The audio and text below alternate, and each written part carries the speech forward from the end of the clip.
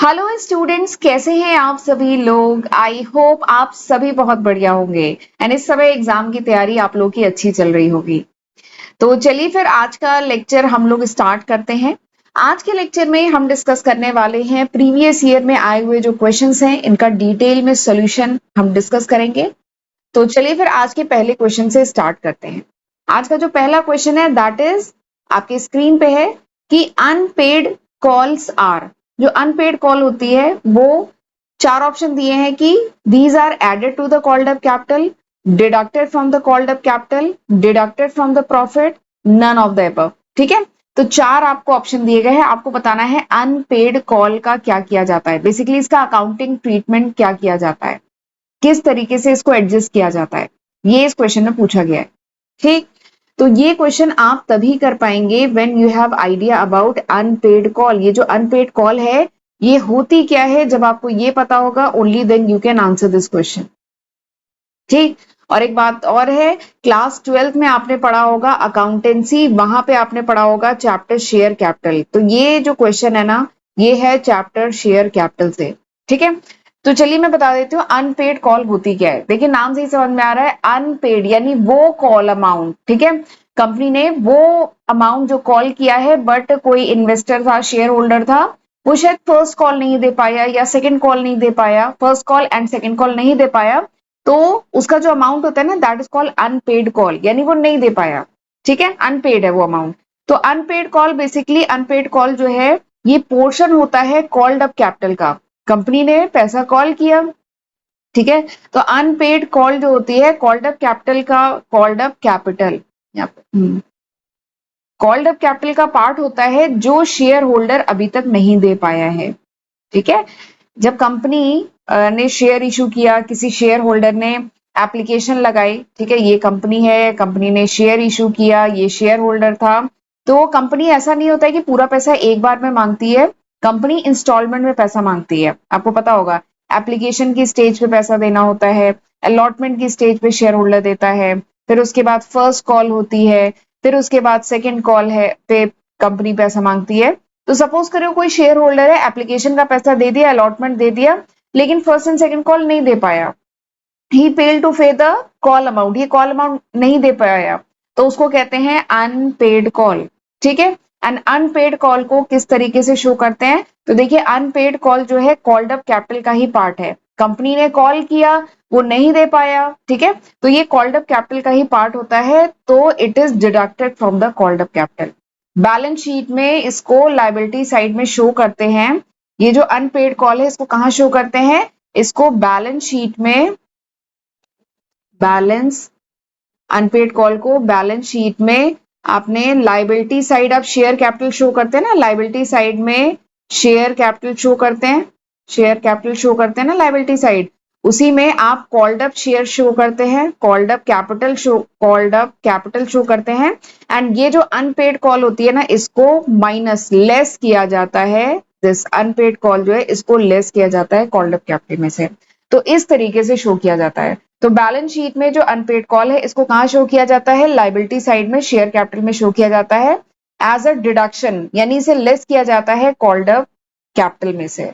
ठीक है, तो शेयर कैपिटल इस साइड में, क्या ये शेयर कैपिटल है, इसमें से कॉल्ड अप कैपिटल में से अनपेड कॉल को माइनस किया जाता है। तो यहाँ पे कौन सा आंसर सही होगा, option B is the correct answer. ठीक, एक चीज ये इस तरीके से शो करते हैं, या फिर एक तरीका और होता है कि अनपेड कॉल जो होती है ना इसको एज अ सेपरेट आइटम भी शो करते हैं, separate item, call in arrear आपने सुना होगा, तो इसको जो है ना कॉल इन एरियर करके भी शो किया जाता है। तो दोनों तरीके हैं। तो यहाँ पर तो ये ऑप्शन है ना कि कॉल्ड अप कैपिटल में से डिडक्ट किया जाता है कि माइनस किया, प्लस किया जाता है, तो कॉल्ड अप कैपिटल में से इसे डिडक्ट किया जाता है, माइनस किया जाता है। तो option B is the correct answer. ठीक, चलिए अगला क्वेश्चन देखते हैं। अगला क्वेश्चन क्या है कि एक A department transfer goods to B department. ये जो ए डिपार्टमेंट है, ठीक है, इसने गुड्स को ट्रांसफर किया बी डिपार्टमेंट में। ये भी क्वेश्चन अच्छा है।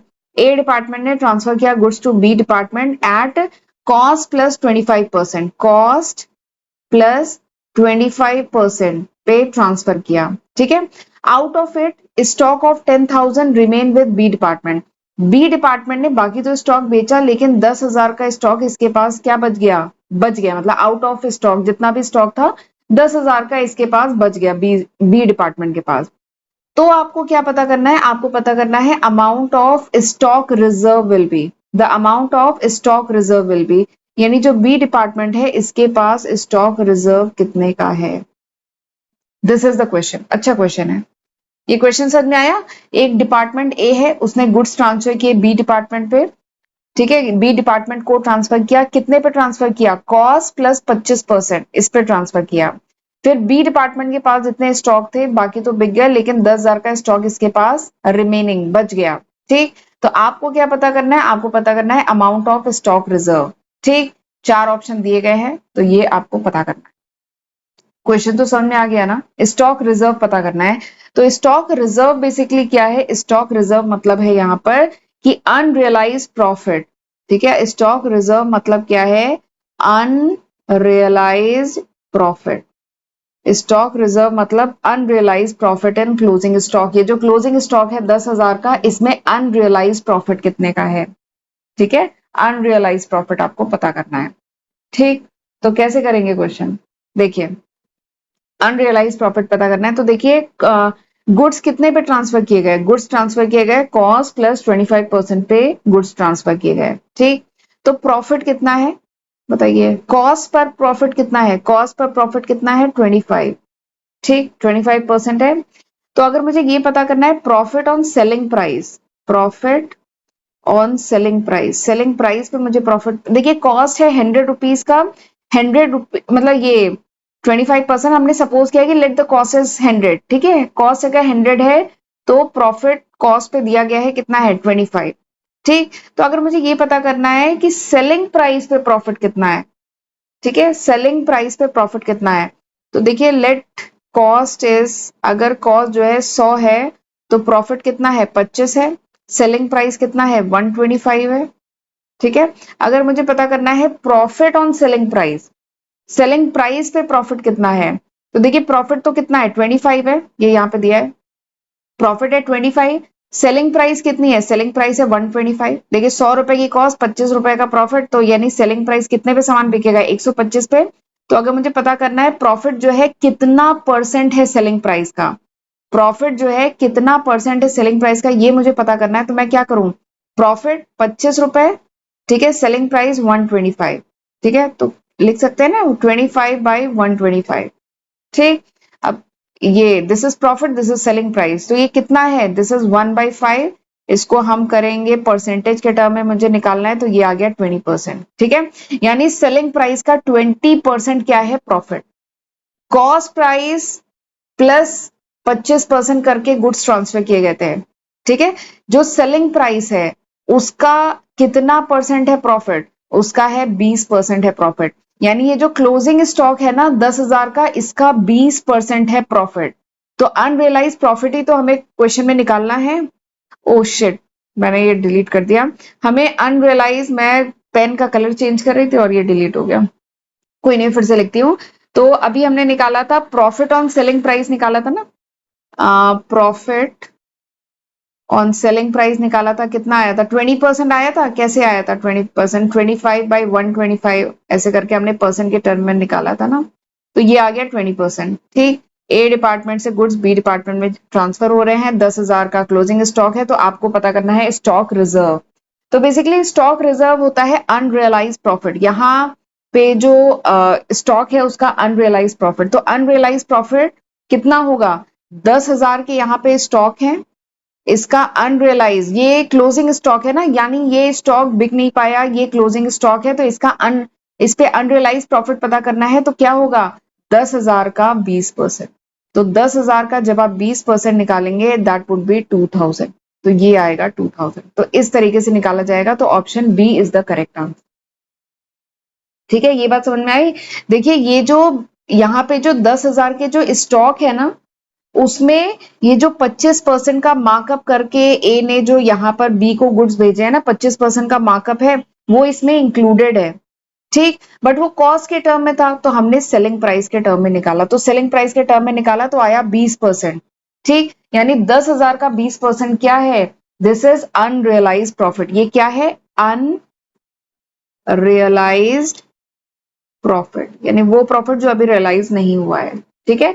एंड इस अनरियलाइज प्रॉफिट को कैसे एलिमिनेट करते हैं? बाई क्रिएटिंग, अब ये ध्यान से सुनेगा, ये जो अनरियलाइज प्रॉफिट है इसको कैसे एलिमिनेट करते हैं? By creating stock reserve. Stock reserve create किया जाता है।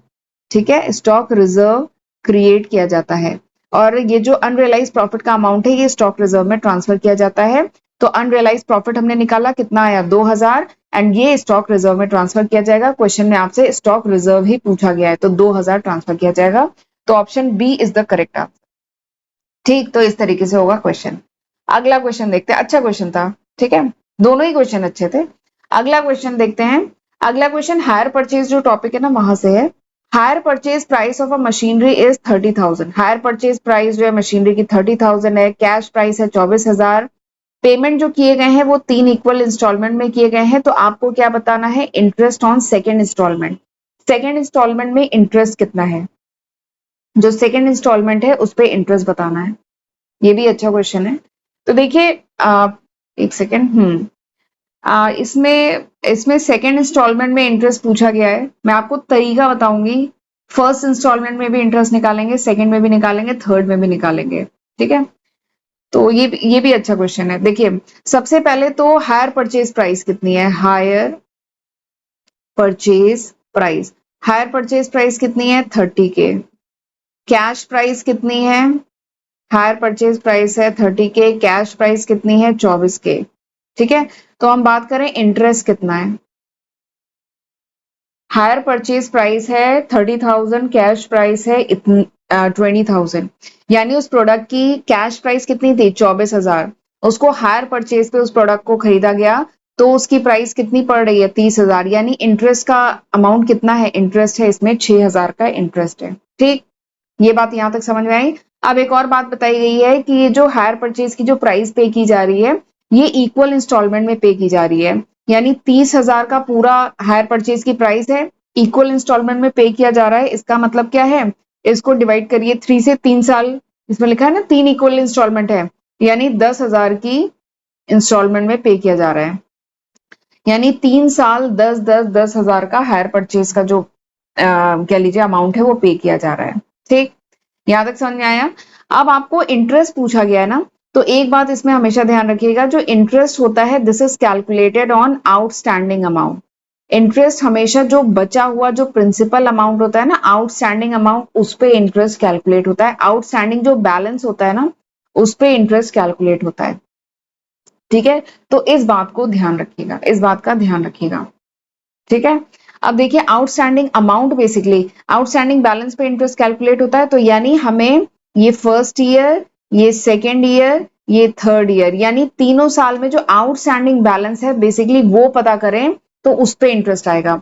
टोटल इंटरेस्ट कितना है तीनों साल का मिला के? 6,000 का है। ठीक है, चलिए पहले साल की बात करते हैं। पहले साल में जो अमाउंट है, पहले साल में जो आउटस्टैंडिंग अमाउंट कह लीजिए जो है, जो इंस्टॉलमेंट आउटस्टैंडिंग है इंटरेस्ट चार्ज करने से पहले, पहले साल कितनी है? 24,000 है। ठीक है, अब इसके बाद ये जो 24,000 है हर साल इक्वल कह लीजिए इंस्टॉलमेंट पे हो रही है। 10,000 की इक्वल इंस्टॉलमेंट पे हो रही है। पहली इंस्टॉलमेंट जब पे की गई है, ठीक है, 10,000 की पहली इंस्टॉलमेंट पे की गई है, तो आप जरा मुझे ये बताइए कि कितना आउटस्टैंडिंग बैलेंस है। पहली जो 10,000 की इंस्टॉलमेंट पे करने के बाद आउटस्टैंडिंग जो प्रिंसिपल अमाउंट है वो कितना है? देखिए 10,000 की 3 हायर परचेज की इंस्टॉलमेंट पे की जा रही है। ये जो 24,000 की इसकी क्या है, जो कैश प्राइस है, प्रिंसिपल अमाउंट है, तो 24,000 को जरा 3 से डिवाइड करिए, कितना आएगा? 8,000 आएगा। यानी पहले साल में जो प्रिंसिपल अमाउंट था 24,000 है। दूसरे साल में जो प्रिंसिपल अमाउंट है 24,000 में से 8,000 माइनस करिए, कितना होगा? 16,000। दूसरे साल में प्रिंसिपल अमाउंट है 16,000। तीसरे साल में प्रिंसिपल अमाउंट फिर से इसमें 8,000 माइनस करिए, ये आया 8,000। तो ये बेसिकली मैं क्यों निकाल रही हूँ? ये मैं इसलिए निकाल रही हूँ क्योंकि इंटरेस्ट इसी पे कैलकुलेट होगा। इंटरेस्ट किस पे कैलकुलेट होता है? ये जो प्रिंसिपल अमाउंट है ना इसी पे, आउटस्टैंडिंग बेसिकली जो बैलेंस है उस पे इंटरेस्ट कैलकुलेट होता है। तो यानी 24,000, 16,000, 8,000 इस पे इंटरेस्ट कैलकुलेट होगा। ठीक है, तो जरा मैं इसका रेशियो निकालूं। 24,000, 16,000, 8,000, इसका मैं रेशियो निकालूं 3:2:1 आएगा इसका रेशियो। ठीक है, तो अब वैसे तो एक एक करके कैलकुलेट भी कर सकते हैं, बट एक आसान तरीका ये है कि ये जो आउटस्टैंडिंग अमाउंट है इसका जो रेशियो है दैट इज 3:2:1। ठीक है, तो यानी जो 6,000 का इंटरेस्ट है, टोटल 6,000 का इंटरेस्ट है, ये हमें पता है। इसको भी मैं 3:2:1 के रेशियो में डिवाइड कर दूं तो पहले साल का कितना आएगा। मैं जरा पेन का कलर चेंज कर लेती हूँ। पहले साल में कितना आएगा, इन तीनों को सम करिए, कितना आएगा 6। तो पहले साल में 3/6 ऑफ 6,000, दूसरे साल में 2/6 ऑफ 6,000, तीसरे साल में 1/6 ऑफ 6,000। ये बात समझ में आई। टोटल इंटरेस्ट कितना है, 6,000 है। इस और ये इंटरेस्ट किस रेशियो में चार्ज होता है, जो आउटस्टैंडिंग बैलेंस होता है उस रेशियो में चार्ज होता है। यानी 24,000, 16,000, 8,000 इस रेशियो में ये होगा। तो मैं 6,000 को इस रेशियो में डिवाइड कर रही। ठीक है, 6,000 को 3:2:1 के रेशियो में डिवाइड करिए तो इस तरीके से होगा 3/6 ऑफ 6,000। तो ये काटेंगे 1/2, यानी पहले साल में इंटरेस्ट कितना आ रहा है 3,000। दूसरे साल में ये आ गया 1/3, ये कटा 2,000। तीसरे साल में ये कितना 1,000, तीसरे साल में 1,000 आ गया। तो this is the interest amount in first year, second year, third year. Question में आपसे सेकेंड ईयर का पूछा है ना, तो सेकेंड ईयर के लिए आ जाएगा option C is the correct answer. ठीक है, तो इस तरीके से होगा क्वेश्चन। अच्छा क्वेश्चन है ये। सोचिए इसमें सेकेंड की जगह थर्ड ईयर पूछता तो 1,000 होता। ठीक है, अगला क्वेश्चन करते हैं। अगला क्वेश्चन क्या है कि the balance of short working account is shown इन, यानी जो शॉर्ट वर्किंग अकाउंट होता है उसके बैलेंस को कहाँ शो किया जाता है। Asset side of balance sheet, liability side of balance sheet, debit side of PL account, credit side of PL account. तो जो बैलेंस है शॉर्ट वर्किंग अकाउंट का, इसको कहाँ शो किया जाता है, दिस इज द क्वेश्चन। ठीक, तो इसके लिए आपको सबसे पहले तो शॉर्ट वर्किंग अकाउंट आपको पता होना चाहिए। आपने रॉयल्टी अकाउंट टॉपिक पढ़ा है, डिटेल में मैंने पढ़ाया है। वहां पे शॉर्ट वर्किंग क्या होती है, शॉर्ट वर्किंग अकाउंट का बैलेंस कहाँ, उसका अकाउंटिंग ट्रीटमेंट क्या होता है, ये सब खैर डिटेल में बताया है। चलिए रिवाइज कराती हूँ। देखिए, जो बैलेंस होता है, पहले तो मैं आपको ये बताती हूँ what is short working. Short working होता क्या है। ठीक है, रॉयल्टी अकाउंट जो टॉपिक है ना, वहां पे हमने ये पढ़ा है। रॉयल्टी अकाउंट जो टॉपिक है वहां पे हमने पढ़ा है। रॉयल्टी अकाउंट में दो पार्टीज होती है ना, एक होता है लेसी, एक होता है लेसर। ठीक है, जो लेसी होता है, सबसे पहले तो शॉर्ट वर्किंग कब अराइज करती है, व्हेन मिनिमम रेंट, जो लेसी होता है जब मिनिमम रेंट वो पे करे। ठीक है, when minimum rent is more than the actual royalty, minimum rent जो पेड जब करे, वो पे करे is more than the actual royalty, actual royalty payable, actual royalty payable. तो इसी को कहते हैं शॉर्ट वर्किंग,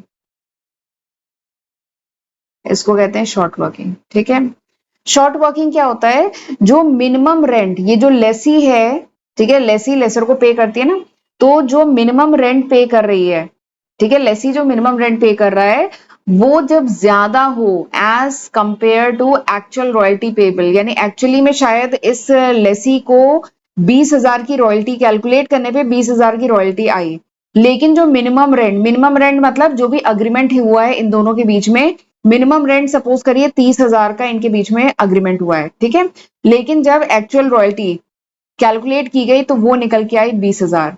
ठीक, तो लेसी को बताइए कितना पे करना पड़ेगा। लेसी को तो जो मिनिमम रेंट है वो पे करना पड़ता है, इन दोनों में से जो ज्यादा होता है वो पे करना पड़ता है, तो ये मिनिमम रेंट पे करेगा। जबकि जो रॉयल्टी कैलकुलेट हुई वो 20,000 कैलकुलेट हुई। ठीक है, क्या होता है कि ये रॉयल्टी के केस में इनिशियल ईयर में जनरली माइंस है, खदाने हैं, या इस टाइप की जो चीजें हैं, या कोई मशीनरी रॉयल्टी पे ली है, नहीं मशीनरी का केस यहाँ पे नहीं होगा, वो हायर परचेज में। तो इन केसेस में क्या होता है ना, जो इनिशियल ईयर्स होते हैं, स्टार्टिंग के ईयर होते हैं, वहां पे क्या होता है, प्रोडक्शन थोड़ा सा लो होता है, फिर धीमे धीमे करके प्रोडक्शन हाई होता है, पर इनिशियल ईयर में प्रोडक्शन कम होता है। तो उस केस में जनरली देखा गया है कि मिनिमम रेंट का अमाउंट ज्यादा आएगा एक्चुअल जो रॉयल्टी पेबल है वो कम आएगी। तो इसका जो डिफरेंस होता है ना, इसी को शॉर्ट वर्किंग कहते हैं। तो शॉर्ट वर्किंग क्या होता है? शॉर्ट वर्किंग तब अराइज करती है when the minimum rent paid is more as compare to actual royalty payable. Actual royalty payable से ज्यादा हो मिनिमम रेंट, तो फिर शॉर्ट वर्किंग अराइज करती है। अब एक चीज ये है, शॉर्ट वर्किंग के केस में दो चीजें होती हैं। ये जो शॉर्ट वर्किंग यहाँ पे जैसे 10,000 की आ रही है short working, it is recoverable. ये रिकवरेबल भी होती है, इरिकवरेबल भी होती है। ये जो शॉर्ट वर्किंग है दिस इज रिकवरेबल, ये रिकवर भी होती है, इरिकवरेबल भी होती है। ठीक है, अगर ये शॉर्ट वर्किंग रिकवरेबल है, ठीक है, यानी आने वाले सालों में जब एक्चुअल रॉयल्टी ज्यादा हो, मिनिमम रेंट कम हो, तब ये शॉर्ट वर्किंग जो है रिकवर की जाती है। तो अगर शॉर्ट वर्किंग इनिशियल के कुछ सालों में, मतलब आगे के कुछ सालों में रिकवर की जाती है, तो तब इसको शो किया जाता है as an asset in balance sheet, as an asset in balance sheet. ये बात समझ में आई? ये जो रॉयल्टी होती है रिकवरेबल भी होती है, नॉन इरिकवरेबल भी होती है। जब इसे रिकवर कर सकते हैं, ठीक है, कुछ समय होता है, स्टार्टिंग के 3 ईयर या 5 ईयर का समय दिया जाता है कि इतने में आप जो शॉर्ट वर्किंग है इसे रिकवर कर सकते हैं। तो जितनी शॉर्ट वर्किंग रिकवर हो गई तो वो क्या है? इट इज एन एसेट, और इसको बैलेंस शीट में शो किया जाता है। ठीक, बट जो शॉर्ट वर्किंग नहीं रिकवर हुई, ठीक है, उसको क्या किया जाता है? उसको क्या लीजिए, अगर 3 साल या 5 साल में जितना रिकवर हो गया वो एसेट है, लेकिन जो नहीं रिकवर हो पाया it is shown in the PL account, इसको चार्ज किया जाता है पीएल अकाउंट में। ठीक है, इसको चार्ज किया जाता है पीएल अकाउंट में, तो ये खास बात है, ध्यान रखिएगा। ठीक है, इसको कहा जाता है रिकूपमेंट। ये टर्म मैंने आपको पढ़ाया था जब रॉयल्टी मैंने पढ़ाई है, इसको कहा जाता है रिकूपमेंट।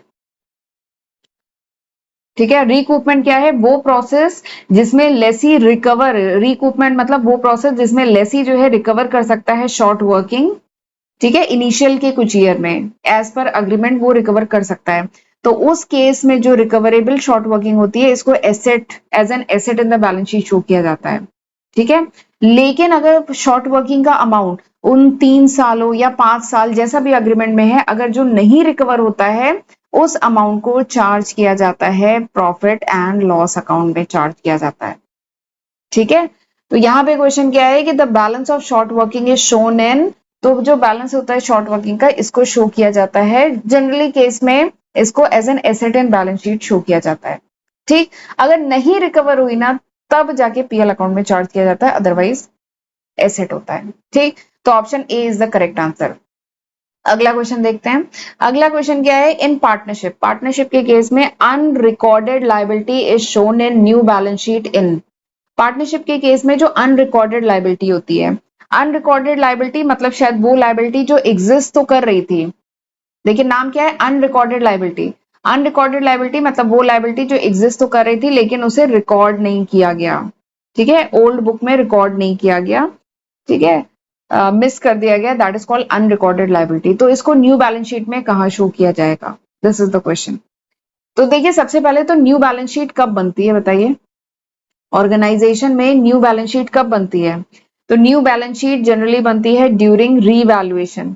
न्यू बैलेंस शीट बनाई जाती है during revaluation, at the time of admission of partner, कोई नया पार्टनर एडमिट हो या कोई पार्टनर रिटायर हो या किसी पार्टनर की डेथ हो जाए, ठीक है, तो उस केस में न्यू बैलेंस शीट बनती है, उस केस में रीवैल्यूएशन होता है, न्यू बैलेंस शीट बनती है। तो जो अनरिकॉर्डेड लायबिलिटी होती है, वो लायबिलिटी जिसे रिकॉर्ड नहीं किया गया है, जो पहले डिस्कवर नहीं हुई बाद में डिस्कवर हुई, ठीक है, तो अनरिकॉर्डेड लायबिलिटी को कहाँ शो किया जाता है? तो अनरिकॉर्डेड लायबिलिटी को लायबिलिटी साइड में ही शो किया जाता है। ठीक है, ये सिंपल सा फंडा है। तो अनरिकॉर्डेड जो लायबिलिटी होती है ना, it is an obligation by the firm, ये फर्म की ऑब्लिगेशन है, तो इसको liability side, new balance sheet जो बनेगी इसे लायबिलिटी साइड में ही शो किया जाएगा। तो option B is the correct answer. ये कोई एसेट साइड में या बोथ साइड में ऐसा नहीं है, ये लायबिलिटी साइड में ही शो होगी। ठीक है, ये तो इजी क्वेश्चन था। अगला क्वेश्चन देखते हैं। PL, profit and loss on revaluation will be borne by, revaluation पे जो भी प्रॉफिट होता है जो भी लॉस होता है ये कौन बियर करता है? सारे पार्टनर बियर करते हैं, न्यू पार्टनर्स बियर करते हैं, ओल्ड पार्टनर बियर करते हैं, या नन ऑफ द अबव? तो बात करूं, ये पार्टनरशिप अकाउंटिंग का एक बहुत इजी क्वेश्चन है, बहुत अच्छा क्वेश्चन, इजी क्वेश्चन है ये। तो देखिए, पार्टनरशिप में रीवैल्यूएशन कब होता है? अभी मैंने बताया पार्टनरशिप में रीवैल्यूएशन कब होता है? जब कोई नया पार्टनर एडमिट हो, ठीक है, जब कोई पार्टनर रिटायर हो, किसी पार्टनर की डेथ हो, ठीक है, या शायद प्रॉफिट शेयरिंग रेशियो जो है वो चेंज किया जा रहा हो, ठीक है, तो क्या होता है, रीवैल्यूएशन जो होता है, प्रॉफिट या लॉस, तब क्या होता है, रीवैल्यूएशन किया जाता है, इन केसेस में रीवैल्यूएशन होता है। ठीक, अब ये जो रीवैल्यूएशन पे प्रॉफिट या लॉस निकल के आ रहा है, ये कौन बियर करेगा, वो लोग बियर करेंगे ना जो फर्म में ऑलरेडी थे। ये अगर 3 पार्टनर फर्म में पहले से थे तो यही तो बियर करेंगे। रीवैल्यूएशन कब होता है, एडमिशन के टाइम, रिटायरमेंट के टाइम, डेथ के टाइम, या प्रॉफिट शेयरिंग रेशियो चेंज कर रहे हैं तब होता है। तो रीवैल्यूएशन पे जो भी प्रॉफिट हो रहा है, जो भी लॉस हो रहा है, कौन बियर करेगा, जो पार्टनर ऑलरेडी इसमें एग्जिस्ट करे थे वही तो करेंगे, कोई न्यू पार्टनर थोड़ी पुराने प्रॉफिट लॉस को बियर करेगा। तो यहाँ पे क्या होगा, option C is the correct answer, केवल ओल्ड पार्टनर जो होंगे वो बियर करेंगे। तो रीवैल्यूएशन पे जो भी प्रॉफिट या लॉस होता है, it belong to the partner, ये किसको बिलोंग करता है, जो पार्टनर ऑलरेडी फर्म में है बिफोर दिस रीवैल्यूएशन। रीवैल्यूएशन से पहले जो पार्टनर इसमें है वही बियर करेंगे, ठीक है, तो ओल्ड पार्टनर। तो option C is the correct answer. अगला क्वेश्चन देखते हैं, if the closing stock is shown in trial balance then it should be shown in. ये भी अच्छा क्वेश्चन है, बेसिक क्वेश्चन है, कह लीजिए क्लास 11 का एकदम बेसिक, जहां ट्रायल बैलेंस आप पढ़ते हैं उसका क्वेश्चन है। क्वेश्चन क्या है कि if closing balance is shown in the trial balance, ये बस मेन पॉइंट है। अगर क्लोजिंग स्टॉक को ट्रायल बैलेंस के अंदर शो करते हैं, लिखा है ना इन द ट्रायल बैलेंस है, तब उसको शो किया जाता है ट्रेडिंग अकाउंट में, बैलेंस शीट में, कैश अकाउंट में, पीएल अकाउंट में, कहां शो किया जाता है, दिस इज द क्वेश्चन। ठीक है, तो देखिए जब मैंने ट्रायल बैलेंस पढ़ाया था तो मैंने बताया था क्लोजिंग स्टॉक को 2 तरीके से शो किया जाता है। क्लोजिंग स्टॉक से रिलेटेड जो होते हैं ना, 2 केसेस होते हैं। क्लोजिंग स्टॉक से रिलेटेड 2 केसेस होते हैं। ठीक, पहला केस क्या है, when closing stock is not given in trial balance. पहला है when closing stock is not given in trial balance, यानी क्लोजिंग स्टॉक ट्रायल बैलेंस के अंदर नहीं दिया गया है, आउटसाइड दिया गया है ट्रायल बैलेंस के, आउटसाइड गिवन, ठीक है, गिवन आउटसाइड, पहला केस ये होता है। दूसरा केस क्या है, इन द ट्रायल बैलेंस। दूसरा केस क्या है, क्लोजिंग स्टॉक दिया गया है इन द ट्रायल बैलेंस, दूसरा केस ये है। ठीक है, तो क्लोजिंग स्टॉक के 2 केसेस होते हैं, पहला क्या है आउटसाइड द ट्रायल बैलेंस, दूसरा क्या है इन द ट्रायल बैलेंस। ठीक है, तो जब आउटसाइड दिया गया है, क्लोजिंग स्टॉक जब आउटसाइड दिया जाता है, क्लोजिंग स्टॉक जब आउटसाइड दिया जाता है ट्रायल बैलेंस का, तो ये क्या शो करता है, ये शो करता है कि closing stock is not yet adjusted, closing stock is not yet adjusted, closing stock का एडजस्टमेंट नहीं हुआ है। और उस केस में क्लोजिंग स्टॉक को 2 जगह शो किया जाता है। पहला कहां है, ट्रेडिंग अकाउंट में शो करते हैं क्रेडिट साइड में, और दूसरा क्या है बैलेंस शीट में एसेट साइड शो करते हैं, करते थे ना, इस पे मैंने क्वेश्चन कराया हुआ है। ठीक है, और जब क्लोजिंग स्टॉक ट्रायल बैलेंस के अंदर है तो ये क्या शो करता है, ये शो करता है कि closing stock is already adjusted, closing stock is already adjusted. और उस केस में क्लोजिंग स्टॉक को कहां शो किया जाता है, क्लोजिंग स्टॉक को केवल बैलेंस शीट में एसेट साइड शो किया जाता है, और ये बहुत काम की बात है। ठीक, ये बात समझ में आई, क्लोजिंग स्टॉक से रिलेटेड 2 केसेस बनते हैं। ठीक, पहला क्या है, जब क्लोजिंग स्टॉक को नहीं दिया गया है ट्रायल बैलेंस में, ट्रायल बैलेंस के बाहर क्लोजिंग स्टॉक क्वेश्चन में दिया गया है। और दूसरा क्या है, जब इन द ट्रायल बैलेंस है, एंड इस क्वेश्चन में इन द ट्रायल बैलेंस है। अगर बाहर दिया है तो ये क्या शो करता है, ये शो करता है कि यानी क्लोजिंग स्टॉक का एडजस्टमेंट नहीं हुआ है, तो उस केस में क्लोजिंग स्टॉक को 2 जगह शो किया जाता है, ट्रेडिंग अकाउंट में credit side and balance sheet में एसेट साइड। और अगर इन द ट्रायल बैलेंस है, इसका मतलब क्या है, closing stock is already adjusted, और उस केस में इसे ट्रायल बैलेंस के सॉरी बैलेंस शीट के एसेट साइड में शो करते हैं। तो आप समझ गए होंगे option B is the correct answer. ठीक, चलिए अगले क्वेश्चन पे चलते हैं। अगला क्वेश्चन क्या है कि income is measured on the basis of, income किस बेसिस पे मेजर की जाती है। अकाउंटिंग के कॉन्सेप्ट एंड कन्वेंशन आपने पढ़ा था, तो वहां से ये क्वेश्चन है। क्वेश्चन क्या है कि income is measured on the basis of dual aspect concept, consistency concept, matching concept, none of the above। ठीक है, तो मैं सारे कॉन्सेप्ट के बारे में बता देती हूँ। देखिए डुअल एस्पेक्ट कॉन्सेप्ट क्या कहता है, डुअल एस्पेक्ट कॉन्सेप्ट कहता है कि हर जो ट्रांजेक्शन है इसके डुअल एस्पेक्ट होते हैं, डुअल मतलब दो एस्पेक्ट होते हैं। मतलब for every debit entry there is an credit entry of equal amount, हर डेबिट के अगेंस्ट एक क्रेडिट एंट्री भी होगी इक्वल अमाउंट की। ठीक, तो यहाँ पे इसकी बात तो हो नहीं रही है, इसको कैंसिल करिए। अगला क्या है, कंसिस्टेंसी। कंसिस्टेंसी कॉन्सेप्ट क्या कहता है कि जो भी मेथड, जो भी आप फॉर्मूला, जो भी मेथड यूज करें वो हर साल सेम होने चाहिए, वो कंसिस्टेंट होने चाहिए। ऐसा ना हो कि पहले साल में आपने कोई दूसरा मेथड यूज किया, अगले साल कोई दूसरा मेथड यूज किया, अगले साल कोई तीसरा मेथड यूज किया, ऐसा ना हो। ठीक है, जैसे डेप्रिसिएशन कैलकुलेट करने का आप जो भी मेथड यूज करें ऑर्गेनाइजेशन में वो हर साल सेम होना चाहिए। ठीक है, तो यही कंसिस्टेंसी मेथड कहता है, तो इसका भी यहाँ पे कोई लेना देना नहीं है। तीसरा क्या है, मैचिंग कॉन्सेप्ट। तो मैचिंग कॉन्सेप्ट है बेसिकली यहाँ पे। मैचिंग कॉन्सेप्ट क्या कहता है, मैचिंग कॉन्सेप्ट कहता है कि जो भी एक्सपेंसेस होते हैं, एक पर्टिकुलर ड्यूरेशन के जो भी एक्सपेंसेस होते हैं, इट शुड बी मैच्ड, इसको मैच कराना होता है किससे, इन रेवेन्यू कह लीजिए, इसको किससे मैच कराना होता है, रेवेन्यू ऑफ दैट पीरियड। ठीक, इनकम, ये income is measured on the basis of matching concept. तो मैचिंग कॉन्सेप्ट क्या कहता है कि जो एक्सपेंसेस होते हैं एक पर्टिकुलर पीरियड के, इसको मैच कराया जाता है with the revenue of that period. And उसी से क्या पता चलता है, उसी से पता चलता है ट्रू प्रॉफिट या लॉस। ऑर्गेनाइजेशन को जो भी प्रॉफिट हो रहा है, जो भी इनकम हो रहा है, जो भी लॉस हो रहा है, वो पता चलता है। तो यहाँ पे इसी की तो बात हो रही है, तो option C is the correct answer. यहाँ पे सही आंसर क्या है, option C is the correct answer. Matching concept, matching concept के थ्रू मैच कराया जाता है एक्सपेंसेस को रेवेन्यू से, तो प्रॉफिट लॉस निकल के आता है। ठीक, अगला क्वेश्चन देखते हैं। अगला क्वेश्चन भी अच्छा है कि ये भी कॉन्सेप्ट कन्वेंशन से है। एक ट्रेडर है, वो ट्रांसफर करता है 20% of its profit to general reserve. यानी एक ट्रेडर है, उसको जो भी प्रॉफिट होता है इसका 20% या कह लीजिए एक सर्टेन परसेंट वो जनरल रिजर्व में ट्रांसफर करता है। ठीक है, तो on the basis of which concept he does so, तो बेसिकली वो किस कॉन्सेप्ट के तहत ये काम करता है। ठीक, कॉन्सेप्ट ऑफ कंजर्वेटिज्म या concept of uniformity, realization concept, money measurement concept, किस कॉन्सेप्ट के तहत करता है।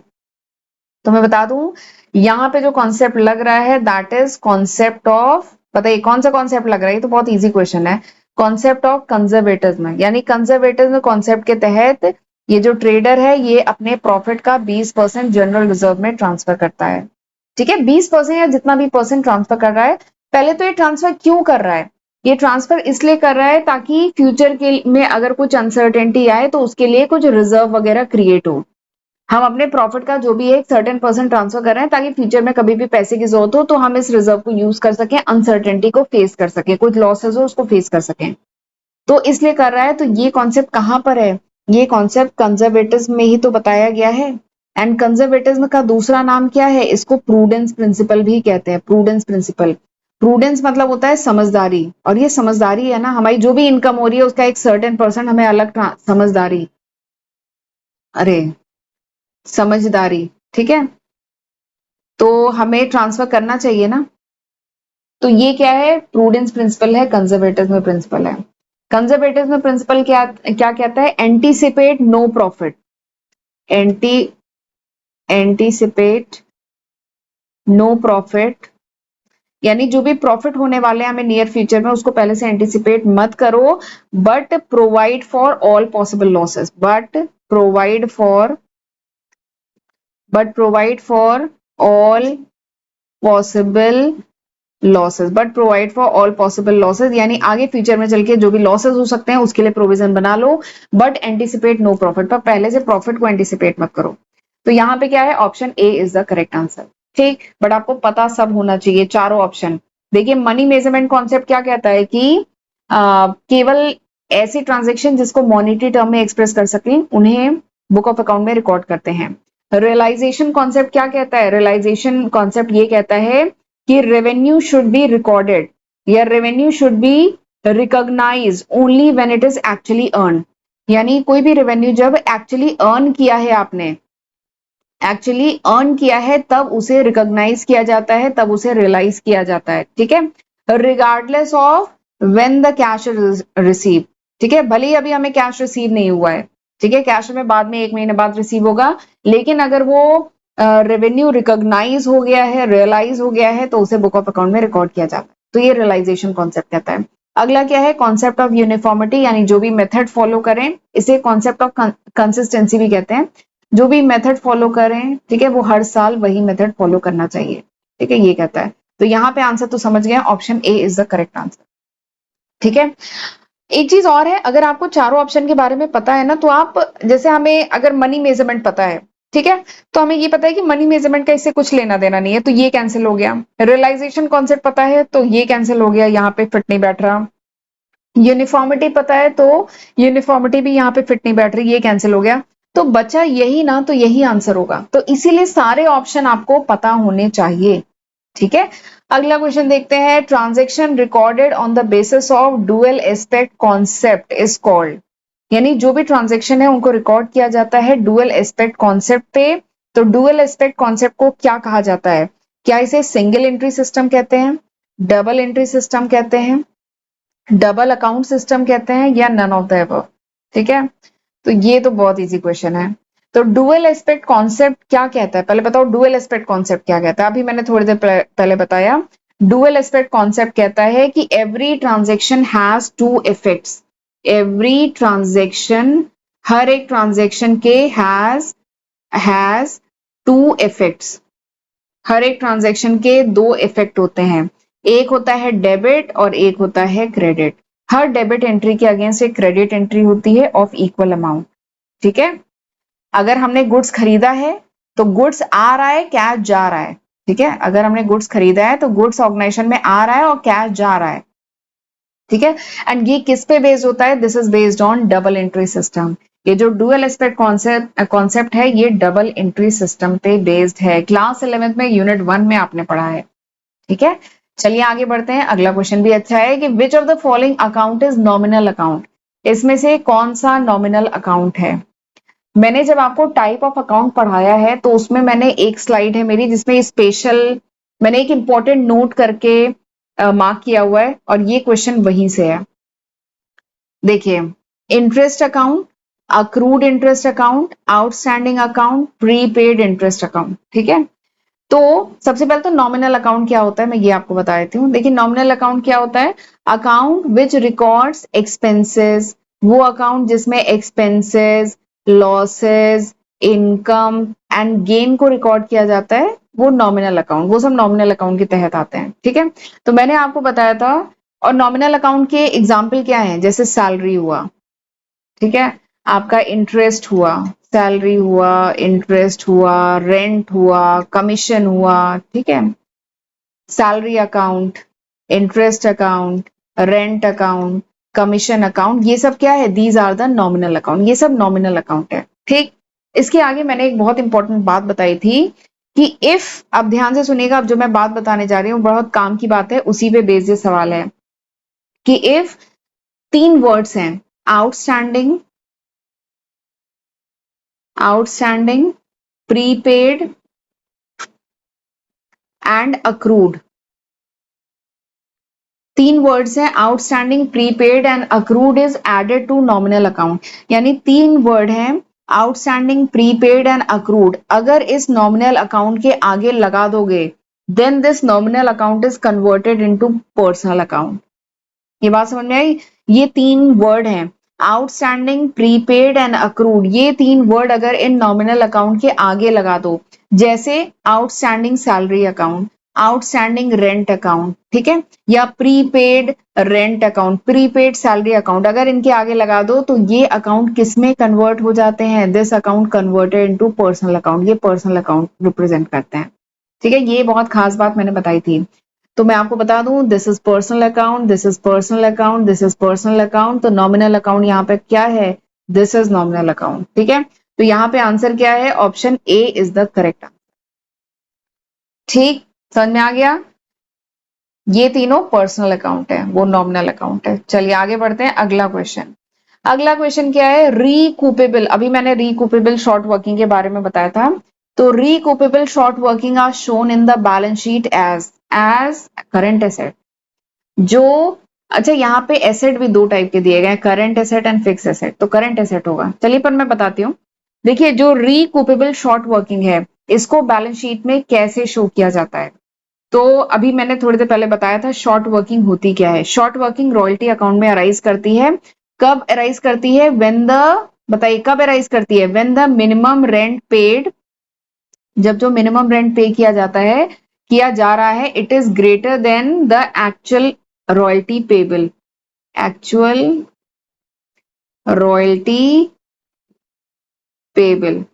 ठीक है, शायद जो रॉयल्टी कैलकुलेट की गई वो निकल के आई 20,000। ठीक है, बट जो अग्रीमेंट हुआ था उसके हिसाब से मिनिमम रेंट जो था वो था 30,000। ठीक, तो इस केस में क्या है? मिनिमम रेंट ज्यादा है, रॉयल्टी पेबल कितना है? रॉयल्टी कैलकुलेट हुई वो आई 20,000। तो इस केस में जो डिफरेंस होता है 10,000 का, this is called short working, इसको शॉर्ट वर्किंग कहते हैं। ठीक है, and if this short working is recovered, अगर ये शॉर्ट वर्किंग रिकवर्ड होती है, अगर ये शॉर्ट वर्किंग रिकवर्ड होती है या कह लीजिए रिकूप्ड होती है, रिकवर्ड कहिए चाहे रिकूप्ड कहिए, अगर ये शॉर्ट वर्किंग रिकवर्ड होती है या रिकूप्ड होती है फ्यूचर में, then it is consider as an asset. अगर ये शॉर्ट वर्किंग रिकवर होती है या रिकूप्ड होती है तो इसको कहा जा, तो इसको कंसीडर किया जाता है as an asset to the lessee. ये लेसी के लिए एसेट है। दो पार्टी होती है ना, लेसी और लेसर, तो ये लेसी के लिए एसेट है। और किस टाइप का एसेट है? ये करंट एसेट है, कोई फिक्स एसेट नहीं है, करंट एसेट है। तो option A is the correct answer. ठीक है, चलिए अगला क्वेश्चन देखते हैं। अगला क्वेश्चन भी अच्छा है, शेयर कैपिटल से है।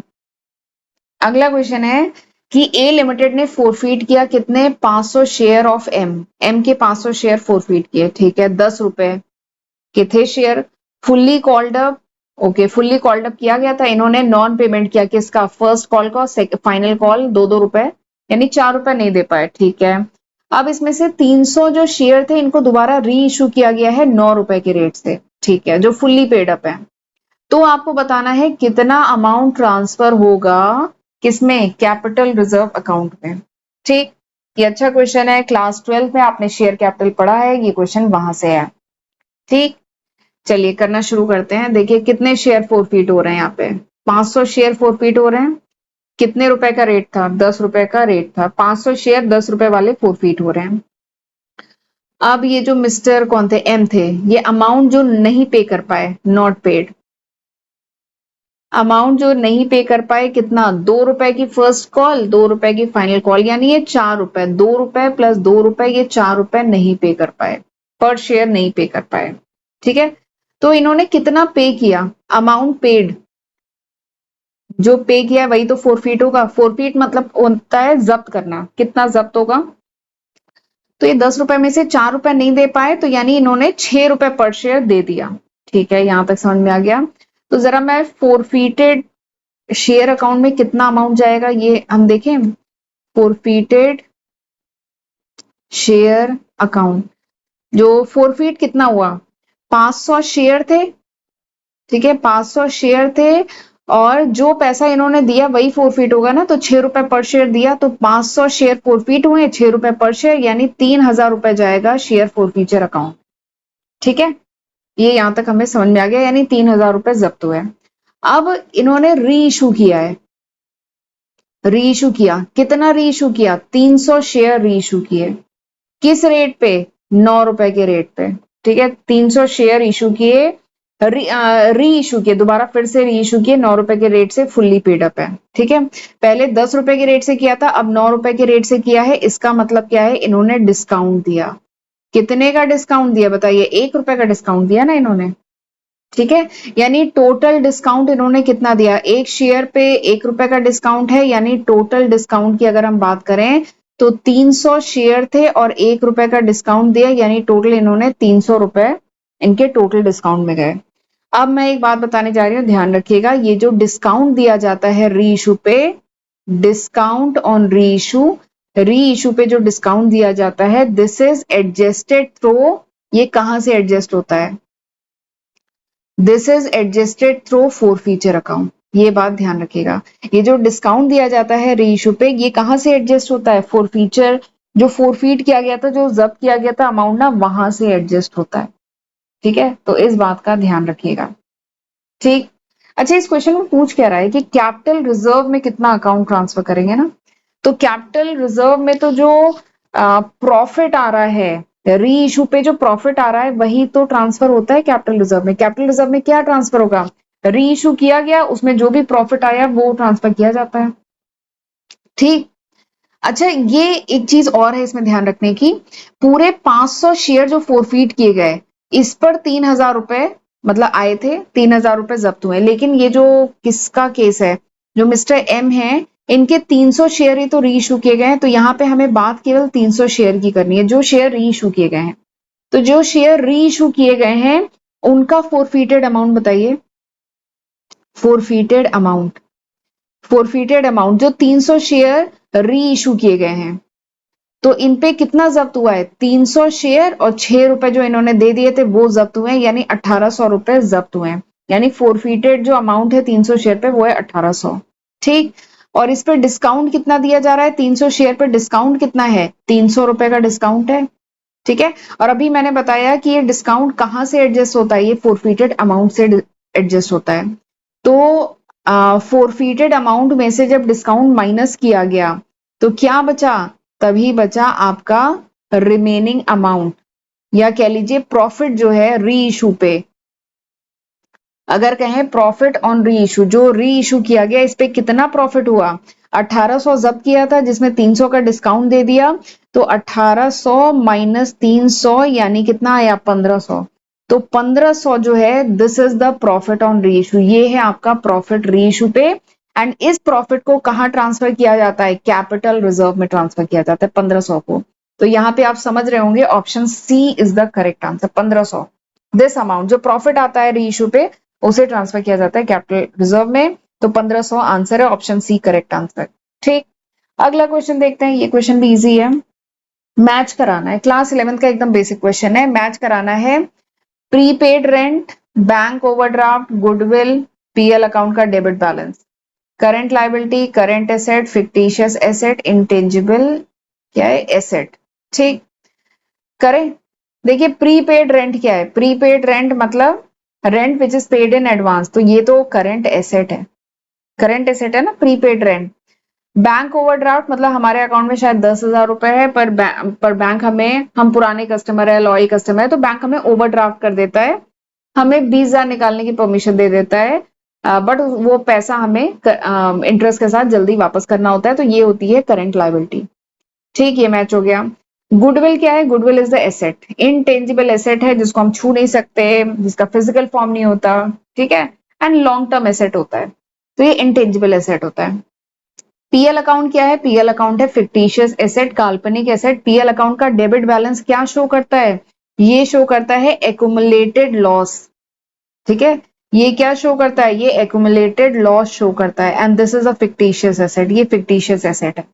ठीक। तो सारे ही मैच हो गए। तो अब आप देख लीजिए यहाँ पे कौन सा सही है, ए का 2, तो ए का 2 कहाँ पे है, ये है।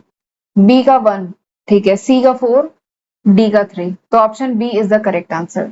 इजी क्वेश्चन था। अगला क्वेश्चन, मैनेजरियल जो कमीशन जो टॉपिक है ना वहां से क्वेश्चन है। क्वेश्चन क्या है, managers commission is given at the rate of 10% on profit after giving commission to him. ठीक है।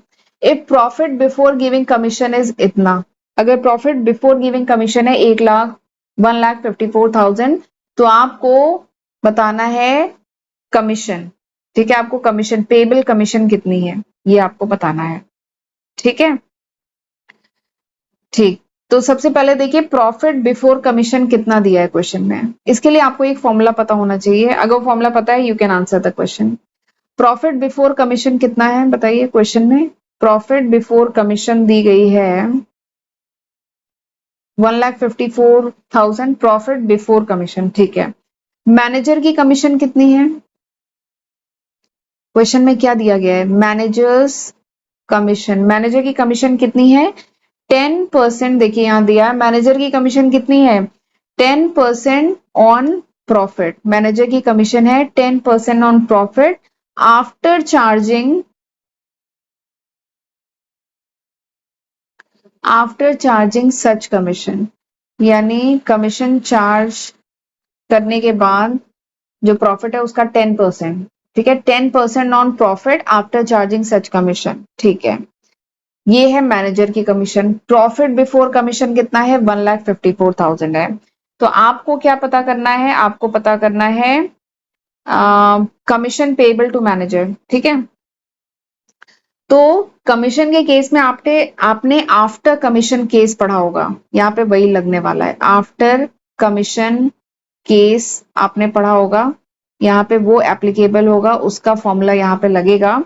तो उस केस में कमीशन क्या होता है, कमीशन इज इक्वल्स टू, ये फॉर्मूला पता होना चाहिए, commission is equals to rate multiplied by profit before commission,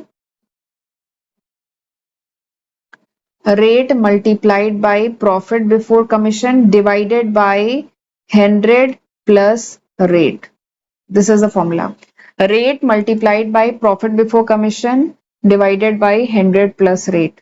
ठीक है, रेट क्या है 10, प्रॉफिट बिफोर कमीशन क्या है 1,54,000, ठीक है, डिवाइडेड बाय 100 प्लस रेट क्या है 10, ठीक है। तो जब आप इसको कैलकुलेट करेंगे यू विल गेट, आपका आएगा 15,40,000 डिवाइडेड बाई 1,10,000, नहीं डिवाइडेड बाई 110। और जब आप इसको कैलकुलेट करेंगे यू विल गेट 14,000, आपका आ जाएगा 14,000, ठीक है। तो यानी जो कमीशन पेबल है that is 14,000, option A is the correct answer, ठीक। तो इस क्वेश्चन को करने के लिए ना you need to know this formula, commission is equal to, after commission case में ये फॉर्मूला होता है, commission is rate multiplied by profit before commission divided by 100 plus rate, ठीक है। तो ये फॉर्मूला पता है, then you can very easily calculate and answer the question, ठीक है। चलिए अगला क्वेश्चन करते हैं, अगला क्वेश्चन भी बढ़िया है। ओपनिंग डेटर आपको दिया है, सेल्स रिटर्न दिया है, बैड डेट दिया है, कैश रिसीव्ड फ्रॉम डेटर दिया है, क्लोजिंग स्टॉक दिया है। तो आपको क्या कैलकुलेट करना है, क्रेडिट सेल कैलकुलेट करनी है, ठीक है। डेटर तो जानते हैं ना क्या है, सपोज करिए हमने किसी को सामान बेचा है, ठीक है, उसने थोड़ा पैसा हमें रिटर्न कर दिया है, रिटर्न क्या, थोड़ा पैसा पेमेंट कर दिया, रिटर्न नहीं किया, हमें थोड़ा पैसा दे दिया है लेकिन अभी बाकी पैसा नहीं दिया है, तो वो क्या है, कंपनी का डेटर है, and debtor are the asset of the company, ठीक है। तो आपने ये पढ़ा होगा कि closing debtor is equals to, अगर मुझे क्लोजिंग डेटर पता करना है, ठीक है, क्लोजिंग डेटर क्या होता है, ओपनिंग डेटर, जैसे इस महीने का ये जैसे अक्टूबर का महीना चल रहा है, मुझे क्लोजिंग डेटर पता करना है। ये फॉर्मूला आपको रटना नहीं है, ये फॉर्मूला देखिएगा निकल के आ रहा है। क्लोजिंग डेटर मुझे पता करना है तो कैसे पता होगा, ओपनिंग डेटर यानी अक्टूबर में जो ओपनिंग डेटर था वो, प्लस इस महीने मैंने क्रेडिट सेल कितनी की, इसको रटिएगा नहीं, देखिए फॉर्मूला बन रहा है। क्लोजिंग डेटर मुझे निकालना है, यानी महीने के अंत में कितना क्लोजिंग डेटर है, तो उसके लिए क्या करें, opening debtor plus credit sale, मैंने क्रेडिट पे सेल कितनी की वो, अब इसमें से माइनस करेंगे कुछ चीजें, क्या, सबसे पहले कैश रिसीव्ड, ये जो डेटर है इसने कुछ पैसा दे दिया होगा ना, कुछ नहीं दिया होगा, कुछ दे दिया होगा, तो इसमें से कैश रिसीव माइनस करेंगे, प्लस बैड डेट भी तो कुछ हो जाएगा, कुछ डेटर नहीं पैसा दे पाएगा, ठीक है, कुछ बैड डेट हो जाएगा, उसको भी माइनस करेंगे, प्लस सेल्स रिटर्न, शायद कुछ सामान जैसे डेटर को ठीक नहीं लगा होगा, एज पर स्पेसिफिकेशन नहीं होगी, तो वो सेल्स रिटर्न भी करेगा, तो उसको भी माइनस करेंगे, ठीक है। तो ये देखिए फॉर्मूला खुद निकल के आ रहा है, ये बहुत इंटरेस्टिंग है, और ये फॉर्मूला निकल के आया और ये बहुत काम का फॉर्मूला है। अगर मुझे महीने के अंत में कितने डेटर हैं ये पता करना है, कितने के डेटर हैं ये पता करना है, तो क्या करें, ओपनिंग डेटर में क्रेडिट पे मैंने कितनी सेल की इसको मैं ऐड करूं, और उसमें से क्या क्या तीन चीजें माइनस करेंगे, कितना पैसा आ गया, कितना पैसा वो नहीं दे पाएगा बैड डेप्ट हो गया, और कितना जो है सेल्स रिटर्न, मेरी जो सेल थी वो रिटर्न होके कितनी आ गई, ठीक है। तो ये माइनस करेंगे, you will get the answer, ठीक है, आपका क्लोजिंग डेटर आ जाएगा। तो यही सारे फिगर तो इस क्वेश्चन में है, तो उठा के पुट करें। क्लोजिंग डेटर कितना है क्वेश्चन में बताइए, क्लोजिंग डेटर है 13,000, ओपनिंग डेटर कितना है 10,000, क्रेडिट सेल कितनी है मुझे निकालनी है, CS निकालना है क्रेडिट सेल, माइनस कैश कितना रिसीव हुआ है 40,000, बैड डेप्ट कितना हो गया है 3,000, बैड डेप्ट का है हाँ 3,000, प्लस सेल्स रिटर्न कितनी हुई है 7,000, ठीक है। तो ये देखिए इक्वेशन बन गया, इसको मैं सॉल्व करूं, आंसर निकल के आ जाएगा, माइनस ये कितना हुआ 50,000, ठीक है। अब इसको इधर ही रहने देते हैं, ये 13K -10K plus 50K equals to CS credit sale. तो इसको कैलकुलेट करेंगे तो कितना आएगा, ये आ गया 3000 प्लस 50,000, तो इसका मतलब कितना आ गया 53,000। तो ये आ गया आपका क्रेडिट सेल है 53,000 की, यानी option B is the correct answer. ठीक है, तो ये फॉर्मूला बहुत इंपॉर्टेंट है, अगर ये फॉर्मूला ध्यान में है तो आप आसानी से कर लेंगे। इस फॉर्मूले को रटिएगा नहीं, ये फॉर्मूला बिल्ड होगा, मतलब आप बना सकते हैं इसको। अगला क्वेश्चन करते हैं। अगला क्वेश्चन क्या है कि A and B are partners हैं, ए और बी दो पार्टनर हैं, ठीक है। प्रॉफिट शेयरिंग रेशियो क्या है 5:3। सी भी आ गया, A:B:C, तीन पार्टनर हो गए। न्यू प्रॉफिट शेयरिंग रेशियो कितना हो गया 4:2:2 हो गया। तो आपको क्या पता करना है, सेक्रीफाइसिंग रेशियो। सी के आने से ए और बी कितना सेक्रीफाइस कर रहे हैं, ठीक है। तो जरा मैं ए और बी का रेशियो बताएं। ए और बी का जो ओल्ड प्रॉफिट शेयरिंग रेशियो है वो कितना है 5/8 और बी का कितना है 3/8। इन दोनों का सम करिए 8 आ रहा है ना, तो इनका कितना है 5/8 3/8। इनका न्यू प्रॉफिट शेयरिंग रेशियो क्या है, इसका सम करिए, ये आएगा 8। ए का कितना है 4/8, बी का कितना है 2/8, सी से खैर हमें कोई मतलब भी नहीं है पर 2/8, ठीक है। तो सेक्रीफाइसिंग रेशियो क्या होता है, सेक्रीफाइसिंग रेशियो होता है old ratio minus new ratio, old ratio minus new ratio. तो अगर मैं ए की बात करूं तो ए का कितना है, ए का ओल्ड रेशियो कितना है 5/8, न्यू रेशियो कितना है 4/8, यानी कितना आया 1/8। बी का कितना है, पहले कितना था 3/8, नया कितना है 2/8, तो कितना आ गया 1/8, ठीक है। तो यानी A इज टू बी का जो सेक्रीफाइसिंग रेशियो है दैट इज 1/8:1/8, यानी 1:1, ये आ गया। तो यहाँ पे कौन सा आंसर सही है, option C is the correct answer, ठीक है। तो इस तरीके से होगा क्वेश्चन। तो चलिए फिर आज इतना ही रखते हैं, अगले क्वेश्चन नंबर 18 से हम अगले लेक्चर में करेंगे, ठीक है। तो तब तक जितना मैंने क्वेश्चन कराया है उतना पढ़िएगा, रिवाइज करिएगा, ठीक है। अगले लेक्चर में हम क्वेश्चन नंबर 18 से डिस्कस करेंगे, ठीक है। तो चलिए फिर लेक्चर वाइंड अप करते हैं, मिलते हैं अगले लेक्चर वीडियो में, तब तक अपना ध्यान रखिएगा। God bless you.